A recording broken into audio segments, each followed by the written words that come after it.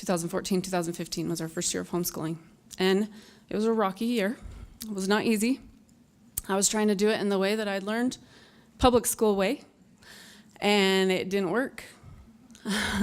I was gonna be the most amazing teacher. I was gonna be perfect at it, right? Not so. But we learned together, and so grateful for agency-based education and for this organization and the miracle that it has brought to my life of opening up this whole new world of education and how it can be different than what I ever knew. I'm grateful for my college education, grateful that I was able to learn the things that I learned at Utah State University, but I've also been able to learn a different side to that about agency. And I went in deep on agency, and I keep going deeper. And I think that we can always go deeper on principles, and that it's important that we do that because it opens our mind to new ways of thinking and new ways of seeing things. So to build confidence, probably the best thing that's helped me build confidence, the first thing is principles. That's really helped me gain more confidence in what I'm doing as a mother and as a teacher for my children. And I didn't even know what principles were. I heard that word, principles. I didn't know what it was. I watched a presentation that agency-based education did with Audrey Rindlisbacher, I think is her name. Amazing, so good. It helped me understand it better. Also, I found this definition as I was searching on my quest to find out what principle really meant. And this is the definition I love the most. It's by Richard G. Scott, and it says, principles are concentrated truth, packaged for application to a wide variety of circumstances. And that, to me, it just made it so much more clear to me. And I had this impression, like, that's cool. I want to know what these things are so that I know what to do in any circumstance. He also says, a true principle makes decisions clear even under the most confusing and challenging circumstances. It is worth great effort to organize the truth we gather to simple statements of principle. And I started writing in my journal. Anytime I would do personal study time, I would write down thoughts that come into my mind about principles that I was learning. One of them I remember writing was, love is the answer to everything. Love is the answer. And other things like know truth and know what to say. Because during this time of starting homeschooling with my children, I also was running for the school board. And I ended up getting elected. And so 2014 was a year that really pushed my bravery, I guess is what you call it. I was scared. I remember trying to go to a speech and just being so scared. Like, what are they going to do? They're going to attack me. They're going to think that I am just crazy. And I was afraid to even tell anybody that I was going to homeschool because people are like, well, if you tell people you're going to homeschool, then they're not going to elect you. And I'm like, well, maybe I don't want elected anyway. And it was a really close vote. And there was only like 4 votes is all I won by. I was against an incumbent who had been in there for 12 years. And they had to do a recount to be able to see if I was even really the winner. And my husband and I were like, oh, well, maybe it's better if I don't win. Maybe we're second guessing this decision. But it has been good. And it's been good for our family, even though it's been rough. This thing, search, ponder, write, is something that I started doing with my children. I kind of came up with this name of it. It's not a new thing. I know that people do this all the time, but it's a tool for developing your intuition. You search for principles in something that you're studying and something that you hear from someone else in an inspirational video. You ponder how that message applies to you on a personal level. Get it personal. That's where your real learning happens, if you make it personal. How does this apply to me? And write the thoughts that pop into your mind. And I've found that with my intuition, a lot of times it is the first calm, quiet thought that comes. And if I pay attention to that calm, little, quiet thought, a lot of I get a lot more understanding of what I should do. And it helps to keep the fear at bay if I can trust that first quiet little thought that comes. So we're going to do the search, ponder, write exercise with this little book, The Carrot Seed. It is one of my favorite stories. We actually got this book when my daughter was doing her kindergarten testing. They had a little book that the kids could pick up for free after they did their kindergarten screenings. And so this is the one that she picked. And I'm so glad she did, because it has been, I didn't even know it existed until we had it like that. And it's called The Carrot Seed, and it's by Ruth Krauss. So as we're reading, just kind of think about what principles, ponder on it, what you're hearing, and how it applies to you, okay? A little boy planted a carrot seed. His mother said, "I'm afraid it won't come up." His father said, "I'm afraid it won't come up." And his big brother said, "It won't come up." Some of us may have a big brother like that, huh? Every day, the little boy pulled up the weeds around the seed and sprinkled the ground with water. But nothing came up. And nothing came up. Everyone kept saying it wouldn't come up. But he still pulled up the weeds around it every day and sprinkled the ground with water. And then, one day, a carrot came up. Grew pretty fast. Just as the little boy had known it would.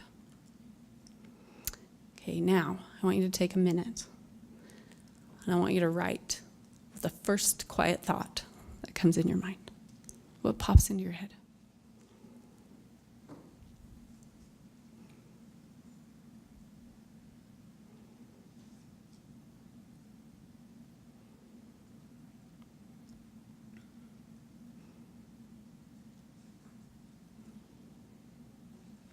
So I just want you to kind of feel what that feels like. As you're feeling that information coming into your mind and into your heart, to me, the way I understand it, I call that my intuition. And intuition to me means the good voice in my head. The good voice in my head is my intuition.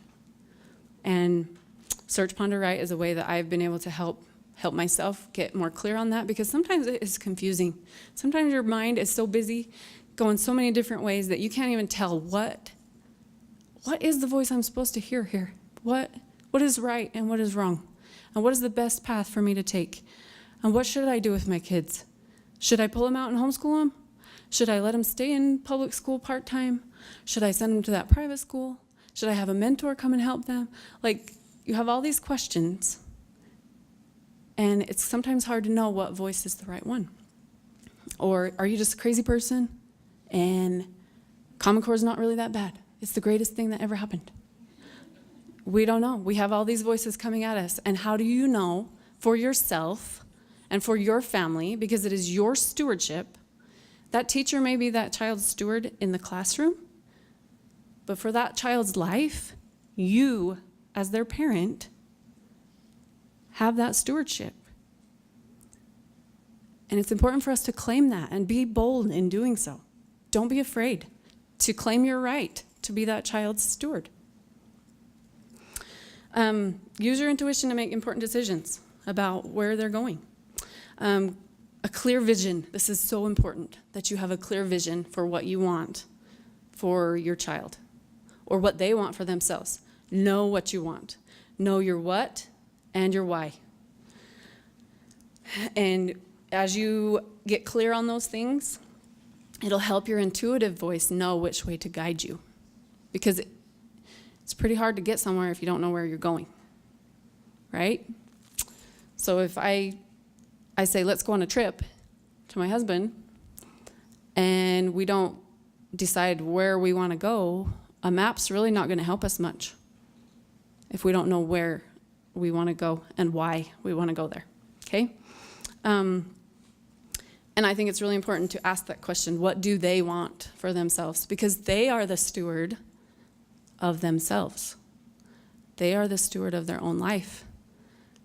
And we need to allow them to be that steward and help them learn how to be that steward. Okay, another thing that I would like to talk about today is the law of vibration. It's also, I've heard it called the law of attraction or the law of magnetism. A good definition I've heard of it is from Leslie Householder.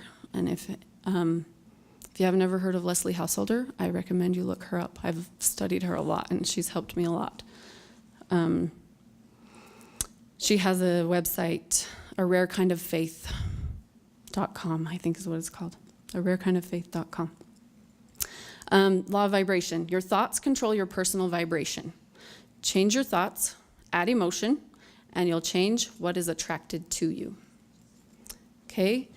So everything vibrates. On a molecular level, everything is in motion. So the atoms and the little microscopic things inside of us, they're all moving. You can think about it in a music sense. Tuning forks. I've heard, never tried it, but I want to. I wanted to buy tuning forks for this conference, actually, but I never got it done. But tuning forks, I've heard that if they are on the same pitch and you strike one, and one with the same pitch is right next to it, it will start vibrating too. So that's an example of the law of vibration and how when it's in harmony, they'll vibrate together. Get in harmonious vibration with the education outcomes you want for your kids, and you will be led by your intuition to know the best choices to make. You will be in tune with the best answers to your questions. So you get in harmonious vibration by getting that vision in your head of what you want, getting that picture, and then, as Leslie Householder says, change your thoughts. So you're thinking about what you want. You add emotion to that, and you'll change what is attracted to you because it goes into your subconscious mind. Levels of vibration. Raise your vibration and boost your confidence. This one is very true. I've seen it happen in my life, especially as I am going to a school board meeting, perhaps, that is a little bit intense sometimes. And I feel a lot of fear. I feel a lot of anger sometimes, anxiety, worry, yeah, all those things. They've been on my plate. Well, those are low vibration emotions. High vibration things include things like faith, love, peace, hope, confidence, forgiveness, gratitude, anything positive will put you in a state of higher vibration. And the higher your vibration, the better able you'll be able to hear that good voice in your head, and you'll be in tune with it.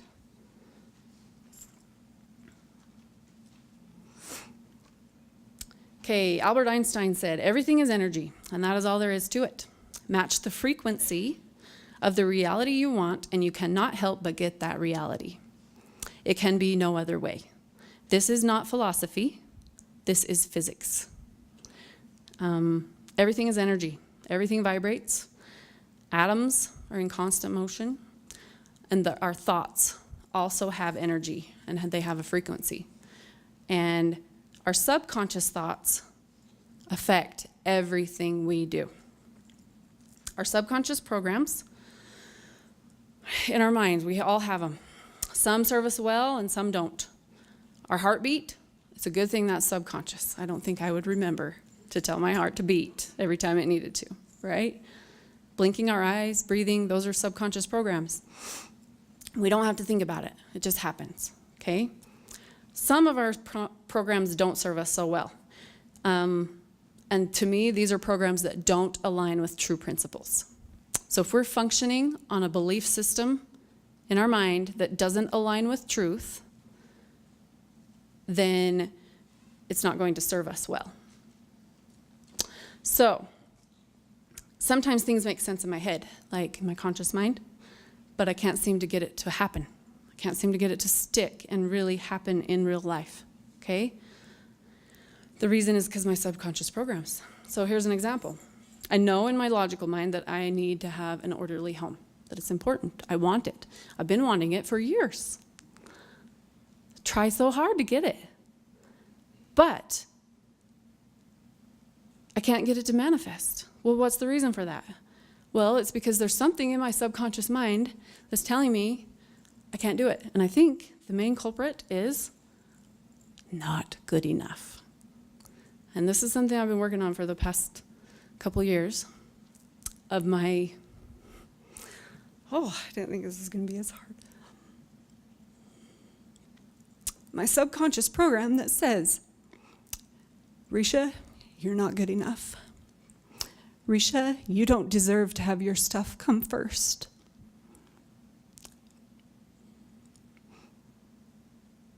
Who are you to think that you can homeschool your kids?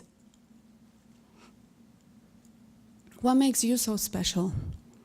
You're not near as good as they are. Okay, so these thoughts that are in our subconscious mind, that's not truth. The truth is, I am a daughter of God. I am a beautiful daughter of God, and He loves me, and He has a mission for me to do. And that fear that tells me, you're not good enough, you can't do this, you can't run for school board, who are you? All those fears, that's not from the good voice in my head. Not even.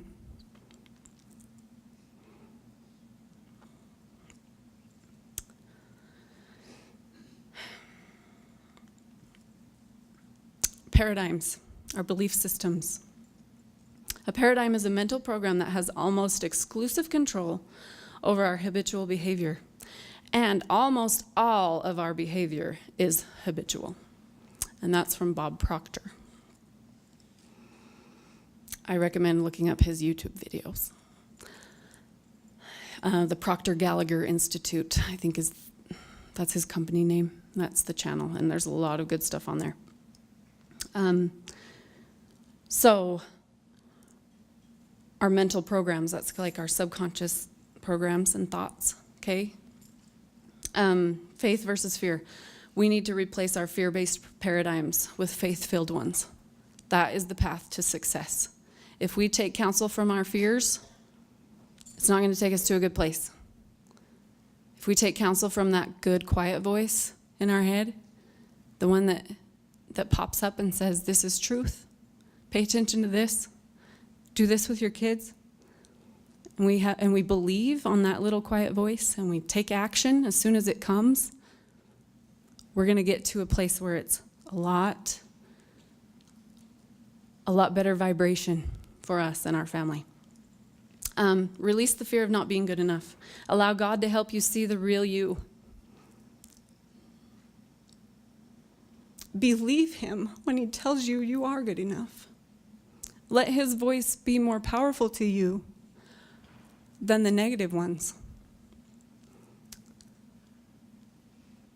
Stop giving all your mental energy to those lies. This is a quote I really liked. To be alive is the biggest fear humans have. Death is not the biggest fear we have. Our biggest fear is taking the risk to be alive.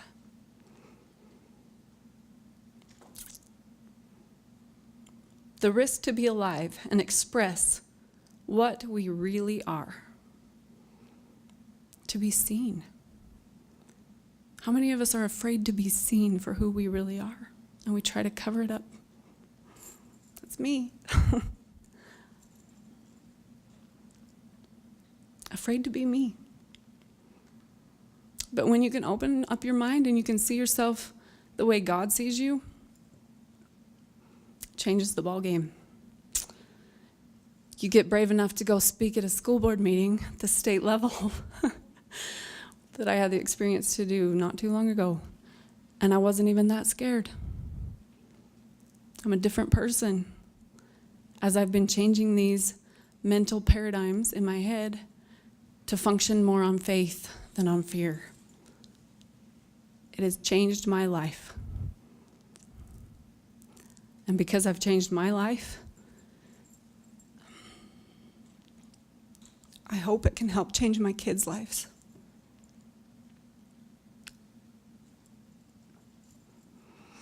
Just being ourselves is the biggest fear of humans. We have learned to live our lives trying to satisfy other people's demands. We have learned to live by other people's points of view because of the fear of not being accepted and of not being good enough for someone else. As Don Miguel Ruiz, the 4 agreements. Love is a good answer. Love is the answer to everything. And I can love someone even if they don't love me. And hard times do that to you. Or it gives you that opportunity, I guess. When you take a stand for anything, there's going to be opposition. Well, I experienced that with my adventures on the school board. I've experienced it a few times. And I did my best to weigh out the decision in my mind. I felt like I was making the right decision. I still feel like I made the right decision. But there was a time when some of the people in the community did not agree with me. And there was a lot of people at the board meeting, and they were not very happy. I had one individual come up to me afterwards and tell me, Resha, I am plumb disappointed in you. You have zero integrity. And for me to take that, it was painful. And I had a mentor at the time. Her name was, well, she's still my mentor, but her name is Tara Williams. And she helped me work through that, and she said,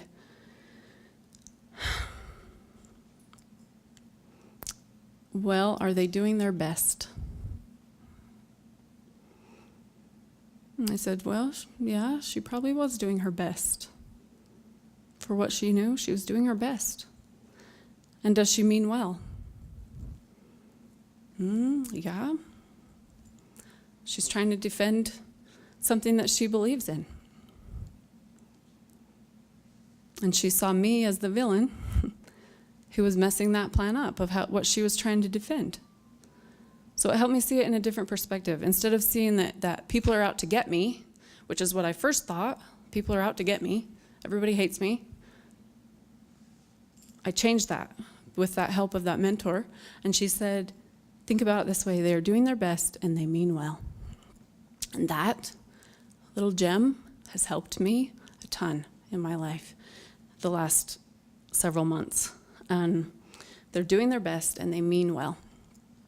And I could find that love in my heart and that place to forgive and to be okay with somebody telling me that I had no integrity, because I know that I'm trying to stand for what I believe.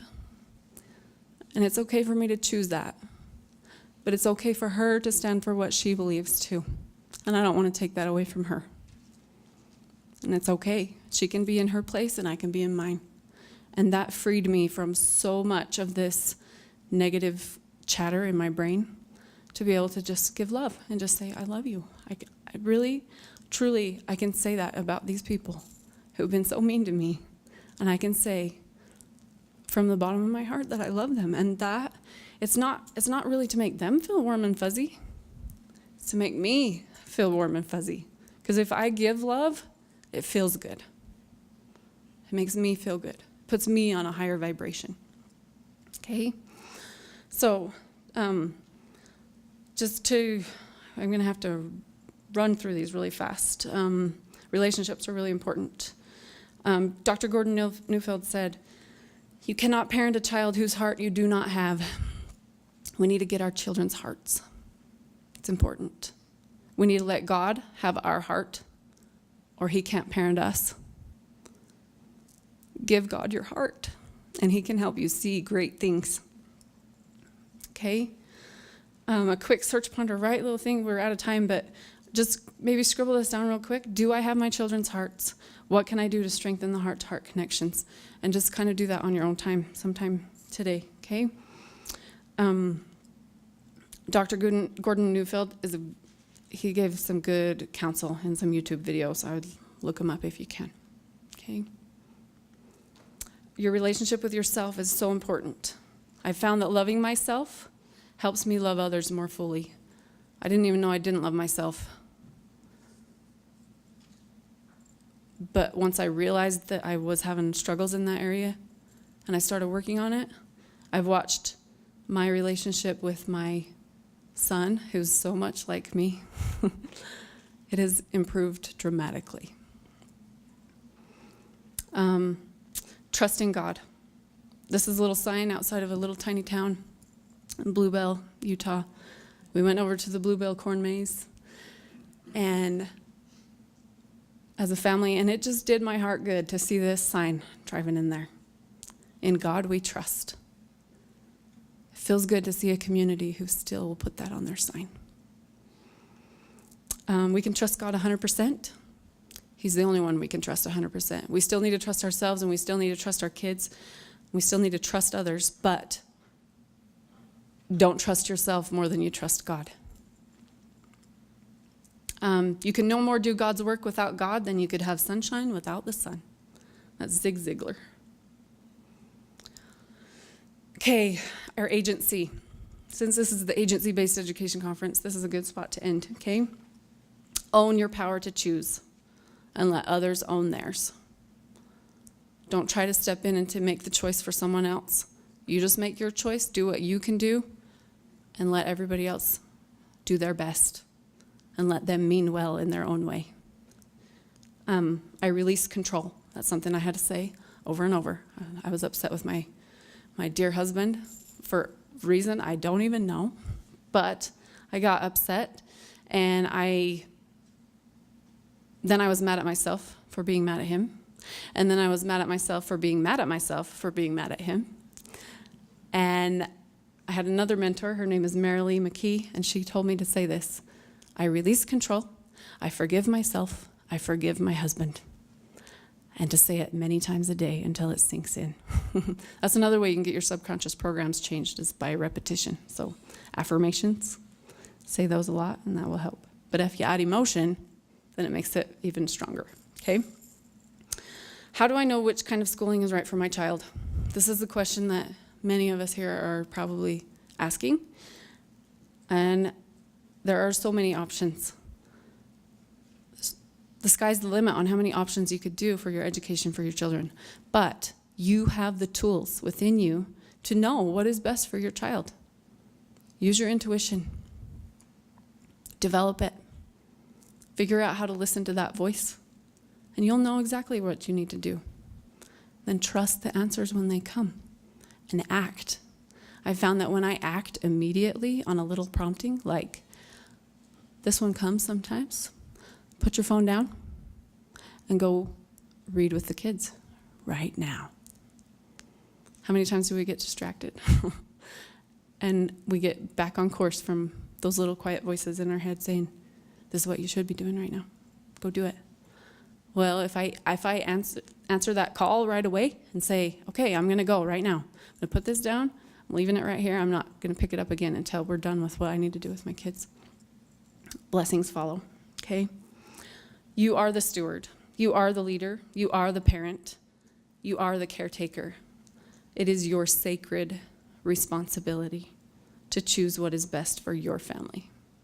Your neighbor, as well-meaning as they may be, does not have that stewardship over your family. Your child's teacher in public school does not have that stewardship over your family. You do. Claim that responsibility.